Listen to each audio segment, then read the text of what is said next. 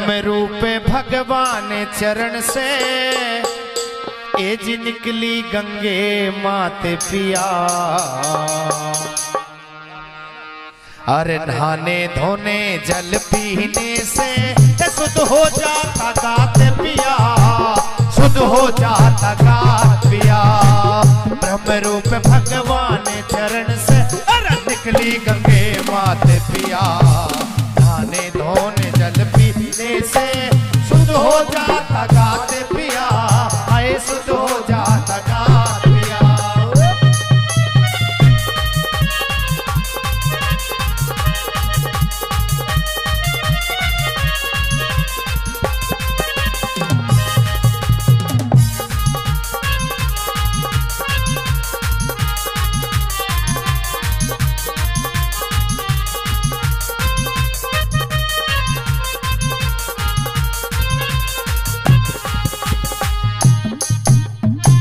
सूर्यवंशी राजा सगर हुए, सूर्यवंशी राजा सगर हुए, जिनके बेटे 60,000 अश्वमेघ यज्ञ करा राजा ने, जिसमें जुड़ गया हेर सब संसार, जिसमें जुड़ गया सब संसार। श्याम वरण दिव्य श्याम वरण घोड़ा छोड़ा, अरे तांबे के दिए अक्षर डाले, घोड़ा पकड़ा और इंद्र ने जा बांध्या कपिल मुनि के द्वार, जा बांध्या कपिल मुनि के द्वार। जब घोड़ा बंधा देख लड़कों ने, घोड़ा बंधा देख लड़कों ने, बीमार ऋषि के लात पिया। नहाने धोने जल पीने से तेरा शुद्ध हो जाता गात पिया, शुद्ध हो जाता गात पिया।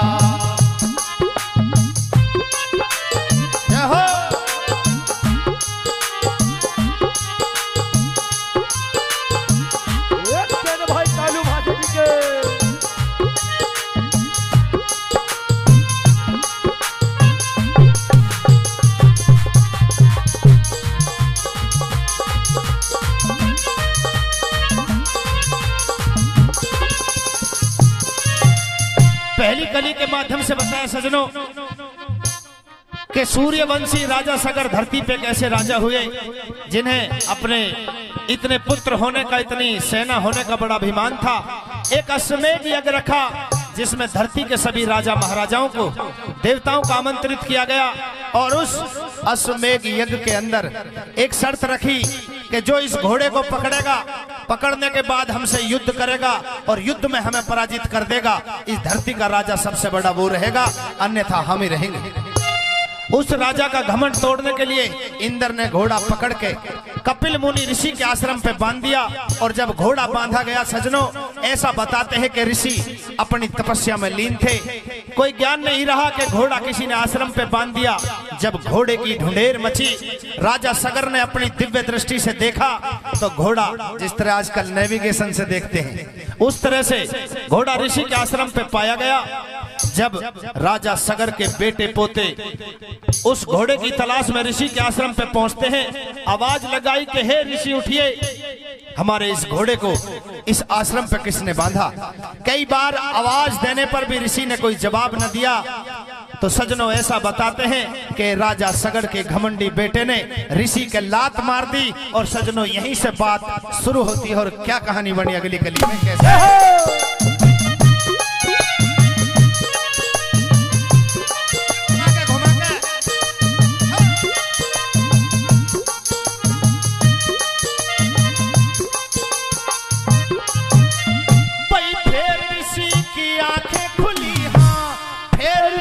की आंखें खुली, अरे सबका ढेर बनाया, अंशुमान सगर का पोता कुनबा टोवन आया रे, कुनबा टोवन आया। तेरा चाचा ताऊ मरे देख के, चाचा ताऊ मरे देख के, जी मुक्ति को चाहया, गंगा जी से मुक्ति मिले न्यू, भेद गरुड़ ने बताया रे, भेद गरुड़ ने बताया। फिर अंशुमान तपस्वीर हो गया, अंशुमान तपस्वीर हो गया। जब सुनी गरुड़ की बात पिया, नहाने धोने जल पीने से मेरा शुद्ध हो जाता घात पिया, शुद्ध हो जाता घात पिया।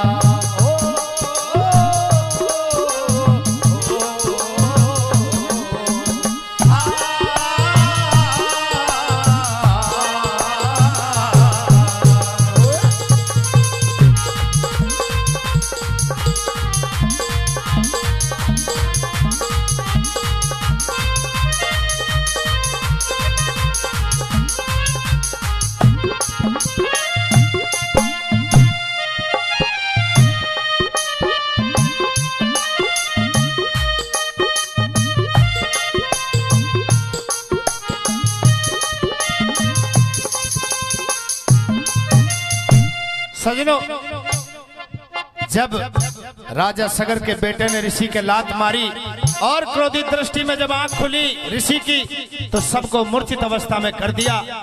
जब उनकी ढूंढेर मची, राजा सगर के बेटे पोते ऋषि के आश्रम पे मूर्छित अवस्था में पड़े हैं।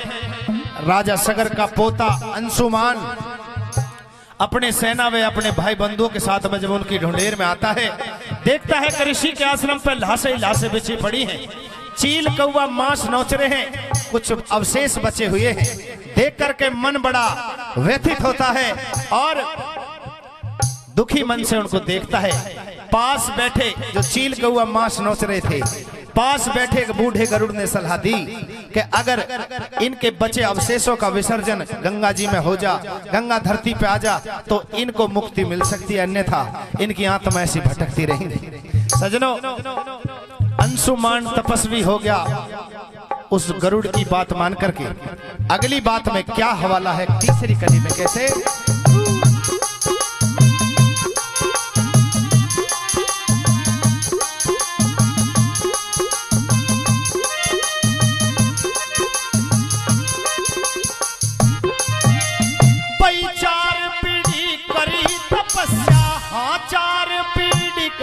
तपस्या, फिर पीढ़ी पंचम आई, भागीरथ ने तप करके फिर भक्ति में लोलाई रे, भक्ति में लोलाई। भाई विष्णु बोले गंगा जी से, विष्णु बोले गंगा जी से, मृत्यु लोक की लोराही। गंगा बोली कौन ओट सके, अरे मृत्यु लोक में मेरी राही, मृत्यु लोक में मेरी राही। फिर शीश झुका तुम्बे में ओट गया, शीश झुका तुम्बे में ओट गया, वो त्रिलोकी का नाथ पिया, नहाने धोने जल पीने से मेरा शुद्ध हो जाता गात पिया, शुद्ध हो जाता गात पिया। ब्रह्म रूप भगवान चरण से निकली गंगे मात पिया, नहाने धोने जल पीने से मेरा शुद्ध हो जाता गात पिया, शुद्ध हो जाता गात पिया।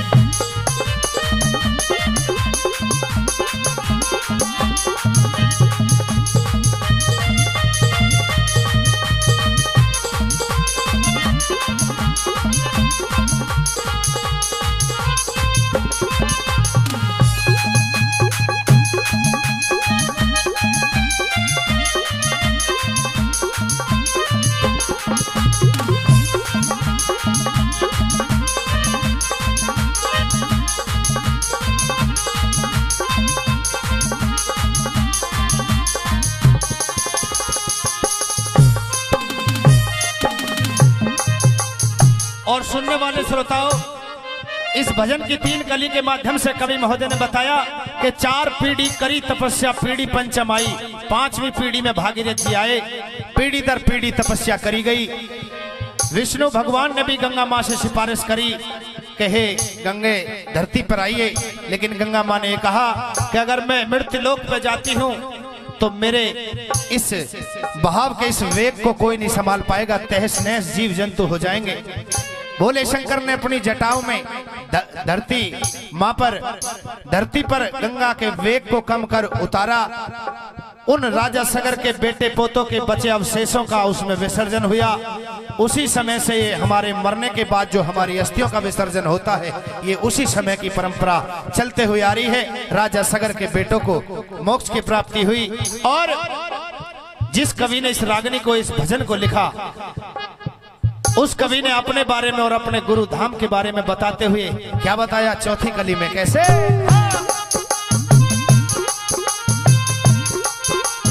बहुत अच्छे।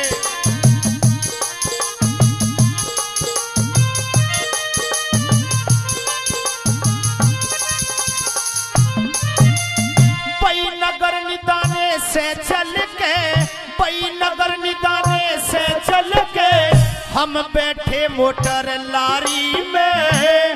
रोहतक से दिखे, रोहतक से 6 कोस दूर गुरु गंगा बहे सुनारी में, गंगा बहे सुनारी में। पई 7 कोस पर भवन मात का, हाँ 7 कोस पे भवन मात का। और खिदमत रहे तुम्हारी में, दिल्ली तक मोटर गाड़ी, अरे आगे रेल सवारी में, आगे रेल सवारी में। मैं तो गढ़ गंगा के रहो,